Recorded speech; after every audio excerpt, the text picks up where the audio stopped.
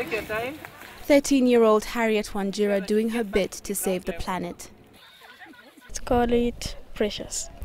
I want to grow it and keep it well, make sure that it grows to a height that everybody will be amazed.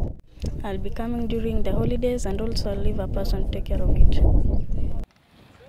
Like much of Africa, Kenya has a problem with deforestation.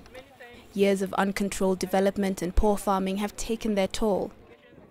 Tree planting is a simple way to make a difference. The United Nations Convention on Climate Change suggests that each country should have forest cover between 10 to 30%. As it stands, Kenya has a forest cover of 6.6%. So with this tree, Harriet has made her contribution towards getting to that benchmark. You find that when you plant trees attract the rainfall. Second thing, the trees are homes for the wildlife. Let's say things like monkeys, chimpanzees, the apes, those.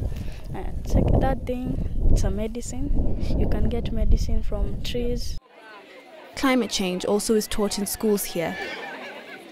Beyond the classroom, it's a different story. Some of them are not understanding, but even when you try to explain to them, they cannot understand. But now, some of these issues, when we explain them to the pupils and then they go and explain to their parents, some of them are not even interested.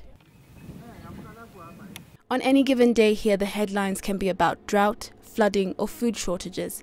The response is invariably reactive. We do not have a culture of people thinking or placing certain importance on these things.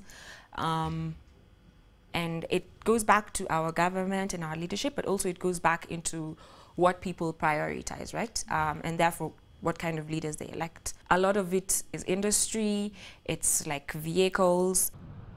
Experts say Kenya is in fact a front-runner in Africa on climate change policy. But there seems to be a disconnect between what's on paper and what's in practice. And I believe the Paris Agreement gives or actually breathes some life to the National Climate Change Action Plan, of course, at the global level. And the country's decision actually to pass a climate change law that provides a coordination mechanism led by the president is, I think, a very good step to the right direction.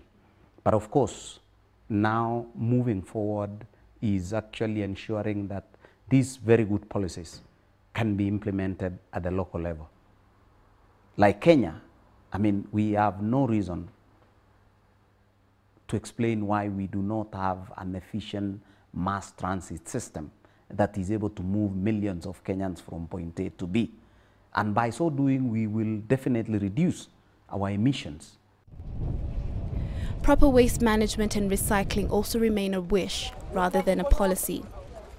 Here where I live in this court, we just collect our data. They give us like a huge black paper that you collect your data, let's say over 2 days, and then you take it off to the rubbish collection center and they pick it up.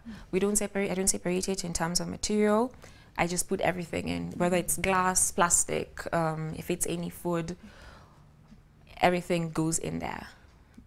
So I don't think there's a policy on it, and I don't actively myself do it. Would I do it? I would if there was a system. So planting a tree is a step in the right direction. But if the grand ideals of Marrakesh are to benefit cities like Nairobi, then it's ordinary people who must be educated, encouraged and empowered to make them a reality. Kathryn Omwandho, CCTV, Nairobi, Kenya.